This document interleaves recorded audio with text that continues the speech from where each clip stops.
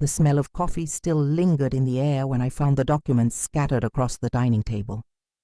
My hand trembled as I held the paper that proved the unthinkable. My own daughter had forged my signature to sell the house where I had lived for the last 40 years. The house where she was born, where we buried her father in the backyard, under the blueberry bush he planted himself. Before I continue, tell me in the comments which city you're listening to this story from, and if you also love your family. Despite everything, subscribe to the channel so you don't miss stories like this one. Jessica always was too clever for her own good. From a young age, she had that way of looking at things that seemed to calculate every movement, every word. I, Martha Wilson, widowed for 15 years, always thought it was just intelligence. Now, sitting in this chair that my husband made with his own hands, I understand that I confused cleverness with greed. "Mom, you need to sign here," she had said 3 weeks ago, pushing papers toward me during Sunday lunch. "It's just a power of attorney, so I can take care of some things for you at the bank." I was distracted watching my grandson Tyler playing in the yard, chasing the chickens like Jessica did when she was a child. I signed without reading. Why would I doubt her? She was my daughter, flesh of my flesh. The phone rang at 7 in the morning. It was Mrs. Johnson, my neighbor for 3 decades. "Martha, there's a moving truck in front of your house. What's going on?" I got up running, still in my nightgown. From the window, I saw uniformed men measuring the rooms, taking photos. Jessica was there, gesturing, showing the house as if she were a real estate agent. "What are you doing?" I shouted from the top of the stairs. She looked up, and for a second I saw something in her eyes I had never seen before. Coldness. Pure and simple coldness. "Mom, calm down. Come here and I'll explain." I descended the stairs, feeling the world spinning. In the middle of the living room, with my picture frames being packed into boxes, Jessica held my shoulders.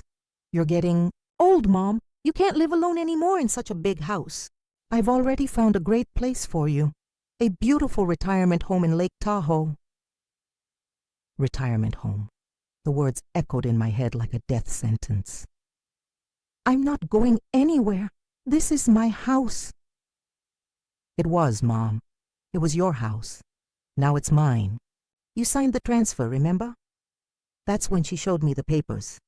Power of attorney, property transfer, everything with my signature. Except it wasn't my signature. It was similar, very similar, but I knew my own handwriting. "You forged my signature?" Her silence was all the confirmation I needed. My own daughter, the girl I breastfed, who I cared for when she had measles, who I helped raise Tyler when she got divorced. This same daughter had betrayed me in the cruelest way possible. The men continued measuring, noting, photographing. Jessica had sold the house. She had already received a deposit. The new owners wanted to move in within 2 weeks. "Mom, don't make this difficult. You'll like the retirement home. It has 24-hour nurses, activities, other people your age. People waiting to die, you mean?" I climbed the stairs with wobbly legs. In the bedroom, I sat on the bed where I slept with my husband for 30 years. The crocheted bedspread that my mother made for my wedding was still there, worn but intact. The walls knew all my secrets, all my tears, all my joys. I picked up the phone and called my lawyer, Mr. Roberts, a family friend for decades. "Martha, this is serious, very serious. Signature forgery, fraud. Your daughter could go to prison." Prison. The word cut me like a razor. How could I report my own daughter? But how could I let her steal everything from me? Jessica came up the stairs, cell phone in hand. "Mom, the retirement home people are coming to get you tomorrow. Everything's already paid for." "With the money from my house." "Our house, Mom. It was always ours. You just lived here." In that moment, looking at that stranger with my daughter's face, I made the hardest decision of my life. I would not go to a retirement home. I would not passively accept this. I would fight. The sun set that day like any other, but for me it marked the end of a life and the beginning of a war I never imagined having to wage, against my own daughter. And you? What would you do if the person you love most in the world betrayed you like this? How do you get up when the ground disappears beneath your feet? The night was the longest of my life. I didn't sleep. I sat on the porch, observing the yard where my children had played, where I had hosted so many family barbecues, where my husband, David, planted each tree with his own hands. The blueberry bush was loaded, the dark fruits glistening under the moonlight. David always said that blueberries on the bush were a sign of abundance in the house. What abundance would be left for me now? At 5 in the morning, before sunrise, I began to act. I gathered all the important documents for the house: original deed, old photos, property tax receipts from the past 40 years. I photographed everything with the cell phone that my grandson Tyler had taught me to use. "Grandma, you need to enter the 21st century," he would say, laughing. Little did he know that this technology would be my salvation. At 7, I called my niece Rachel, a criminal lawyer in Boston. "Aunt Martha, are you sure about what you're saying? Jessica really did this." "Rachel, I know my signature and I know my daughter. Or I thought I did." Rachel caught the first flight from Boston to Denver. Meanwhile, Jessica arrived with 2 men who introduced themselves as employees of Sunnyvale Retirement Home. Young, polite men, smiling as if they were taking me to a resort. "Mrs. Wilson, I came to help you with your luggage," said the taller one. "No need. I'm not going anywhere." Jessica sighed, theatrical as she always was. "Mom, don't complicate things. Everything's already arranged. The house is sold. The money is in my account to manage your care." "My care? You mean your new car? The trips you post on Instagram? The renovation of your apartment?" She turned red. She always did when caught in a lie, ever since she was a child. "How do you know about that?"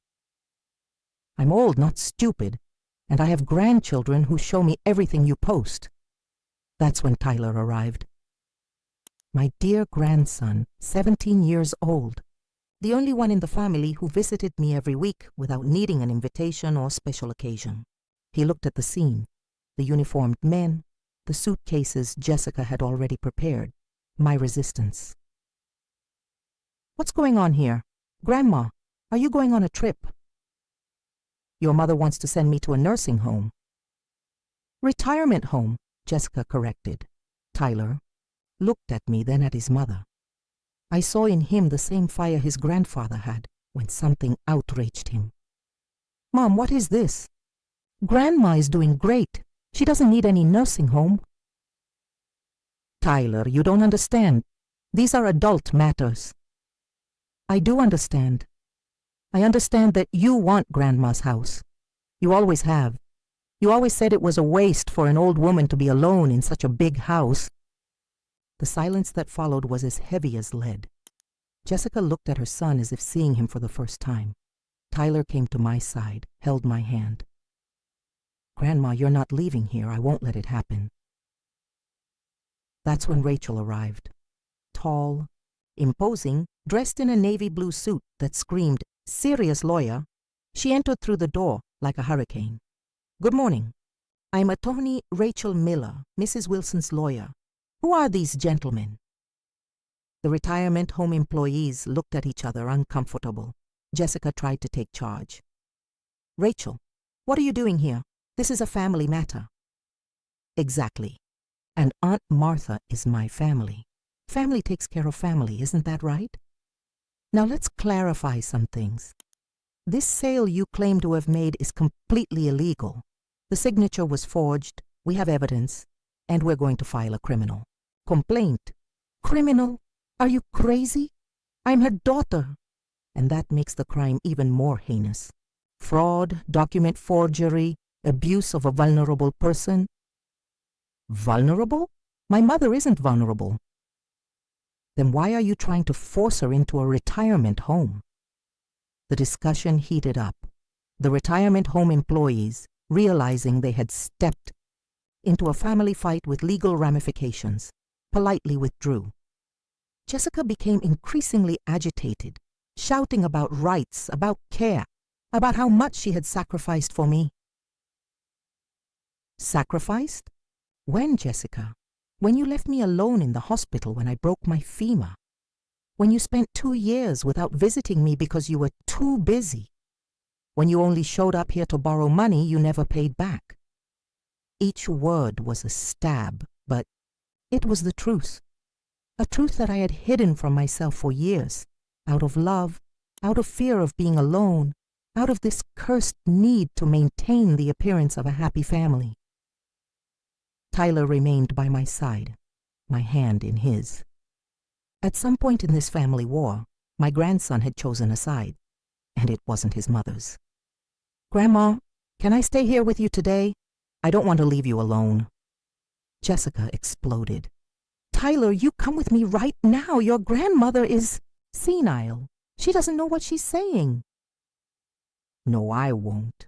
And Grandma is more lucid than you are." That was the last straw.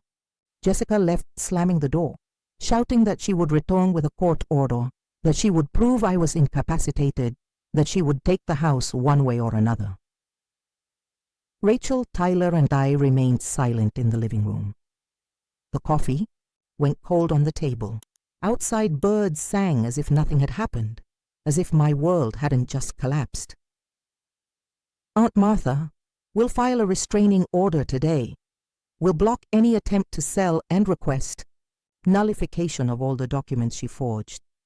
But I need to warn you, it's going to be a war. War with my own daughter. How does a mother prepare for that? How do you fight against someone you brought into the world, someone you love despite everything?" But I looked at Tyler, saw in his eyes the disappointment with his own mother, and knew I wasn't alone. And sometimes, just sometimes, love needs to be tough to be true. The weeks that followed were a personal hell. Jessica didn't give up easily. She hired expensive lawyers, spread throughout the family that I was losing my memory, that I needed special care. She went as far as telling the neighbors that I had tried to set fire to the house, a barefaced lie, but one that some believed. Tyler temporarily moved into my house. He told his parents he was doing a school project on family history. But I knew the truth. He was protecting me.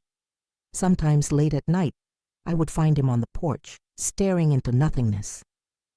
"Grandma, why did my mom become like this? How do you explain to a 17-year-old that sometimes money reveals who we really are? That some people carry a dormant greed, waiting for the right opportunity to awaken? Tyler, your mom has always been ambitious. That's not necessarily bad. But when ambition overcomes love, she wasn't like this when I was a child. I remember her differently. People change, my boy. Or maybe they just show who they've always been." The preliminary hearing was scheduled for a rainy Tuesday in March. Denver was gray, the heavy sky matching my heart. Rachel had prepared a robust dossier. Handwriting expertise proving the forgery, testimonies from neighbors about my perfect mental state, bank statements showing suspicious transactions in Jessica's account.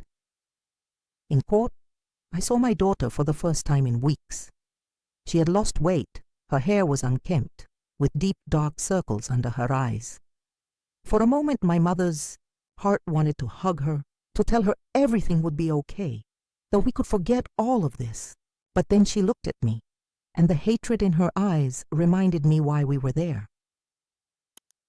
Her lawyer, a man in an expensive suit with a fake smile, started with a dirty strategy. "Your Honor, my client was only trying to protect her elderly mother from herself. Mrs. Wilson has shown clear signs of senile dementia. We have testimonies here that she talks to her deceased husband in the yard, that she forgets to pay basic bills." My blood pressure rose. It was true that I talked to David in the yard, but I always knew he wasn't there. It was my way of keeping his memory alive, of not feeling so alone. As for the bills, I had forgotten to pay the electricity once, when I had the flu. Rachel countered with surgical precision. Your Honor, I present a complete psychiatric report, attesting to my client's perfect mental health. Furthermore, the supposed evidence from the opposing party consists of malicious distortions of ordinary facts. The hearing dragged on for hours. Jessica cried, made a scene, said she only wanted what was best for me.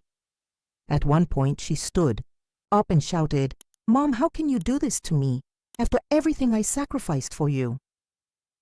That's when I lost my patience. I stood up too, ignoring Rachel's protests. What sacrifices, Jessica? Name one, just one. I was the one who raised Tyler. When you ran off to Boston chasing a married man, I was the one who paid your debts when you lost everything in a financial pyramid scheme. I was the one who held your hand through each failure, each disillusionment. And you repay me by trying to steal my house. The silence in the courtroom was absolute. Jessica looked at me as if she had been slapped. The judge, a white-haired gentleman who seemed to have seen it all in life, adjusted his glasses. Does Mrs. Wilson have anything else to declare? Yes, I do. This house isn't just walls and a roof. It's where my husband died in my arms. It's where my children were born. It's where I buried 3 dogs, 2 cats, and a parrot named Charlie who lived for 20 years. It's where I planted every flower in the garden. It's my life, Your Honor. And my daughter wants to tear me away from it like you'd pull an old plant from a pot. The judge nodded, thoughtful. He ordered an official handwriting analysis and independent psychiatric evaluation. Meanwhile, the house would be blocked from sale. That night, Tyler made dinner. Pasta with tomato sauce, simple but comforting. We ate in silence until he asked, "Grandma, what was that about my mom and a married man?" I sighed.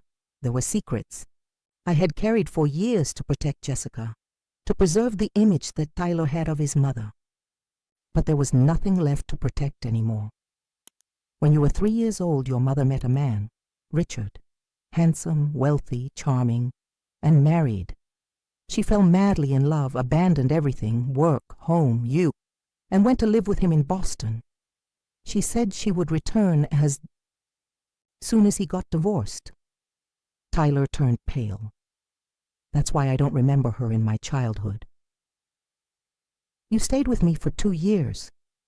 They were the best years of my widowhood, you know. Having you here, running around the house, accidentally calling.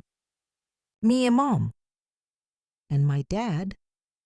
Your father had already left before that. Jessica always chose men poorly, always looked for shortcuts to happiness. The phone rang. It was Rachel, euphoric. "Aunt Martha, we did it. The preliminary report from the expert confirms the forgery. And there's more. We discovered that Jessica has enormous debts. Credit cards, loan sharks. That's why she was desperate for the house." Loan sharks. My God, what had my daughter gotten herself into? That night I woke to noise in the yard. From the window I saw a shadow moving near the blueberry bush. My heart raced. Was it a thief? Or worse, was it Jessica trying something desperate?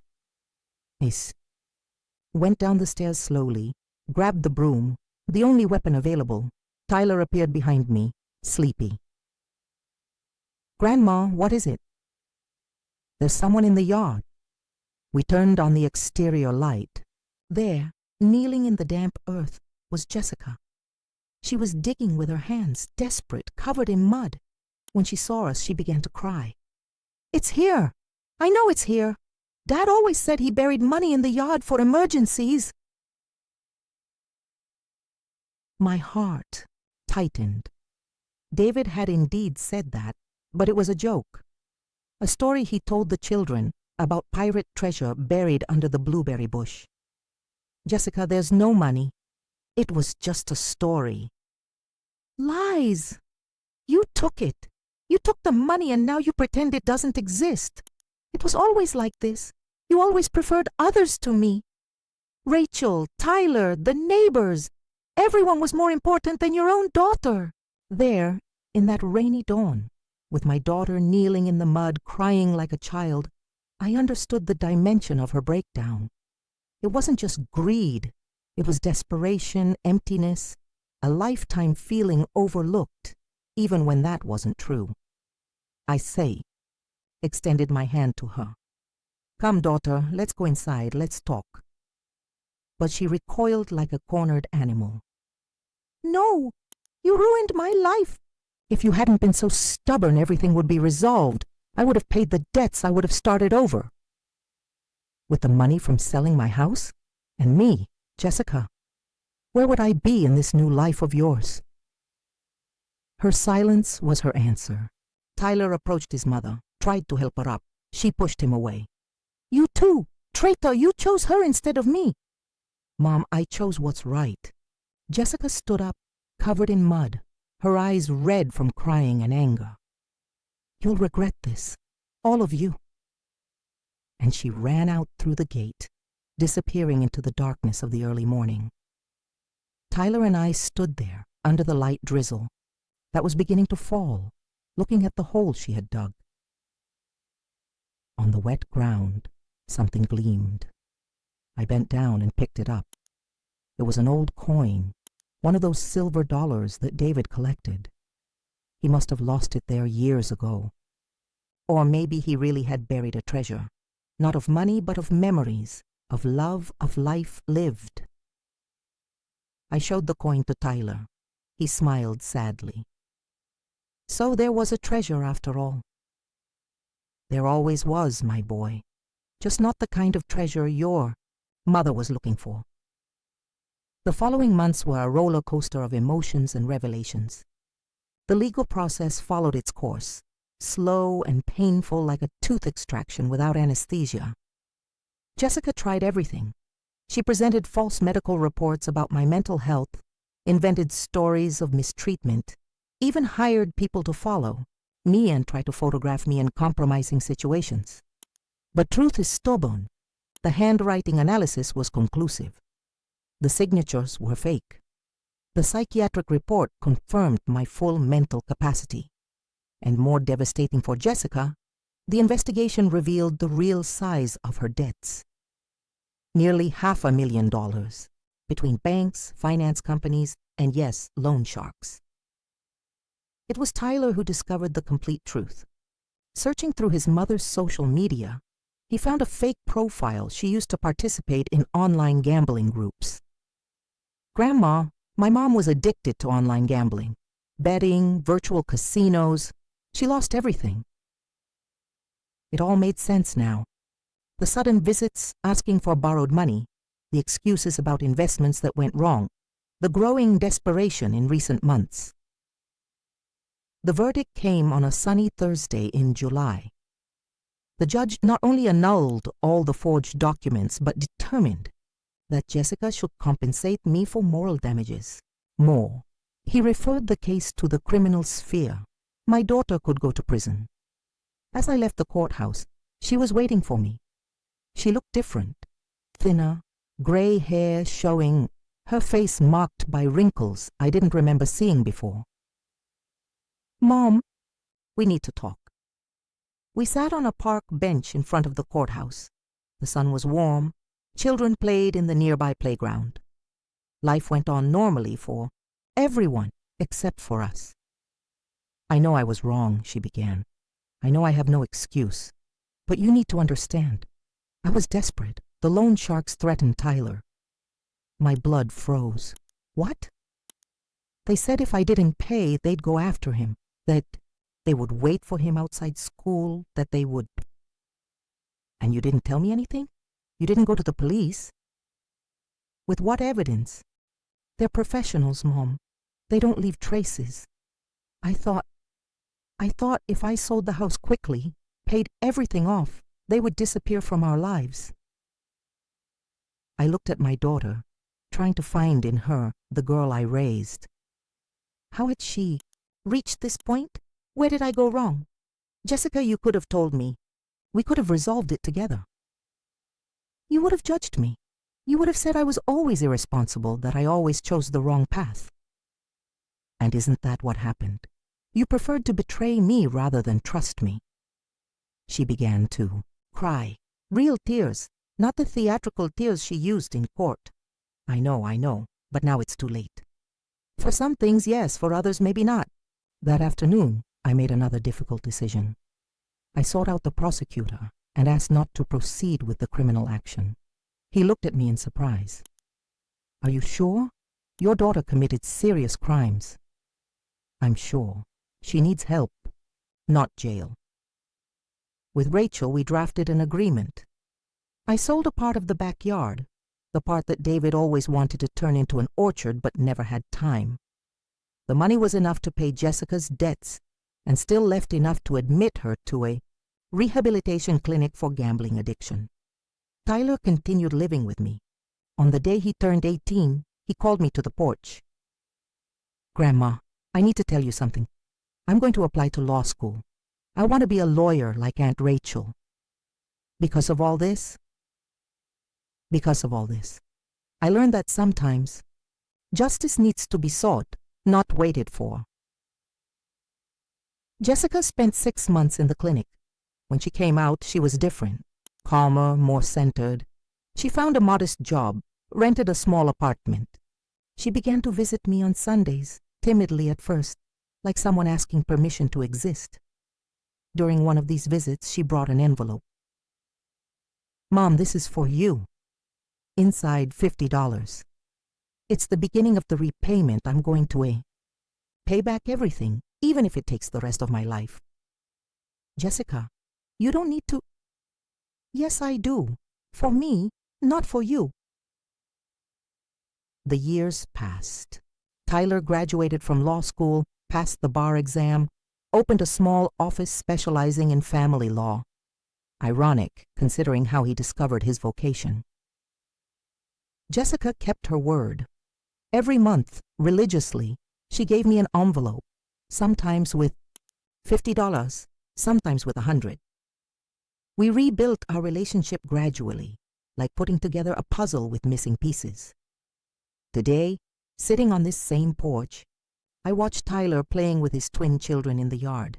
Yes, he married a beautiful woman named Allison and gave me great-grandchildren.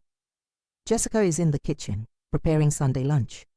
She's different from the desperate woman who tried to rob me years ago.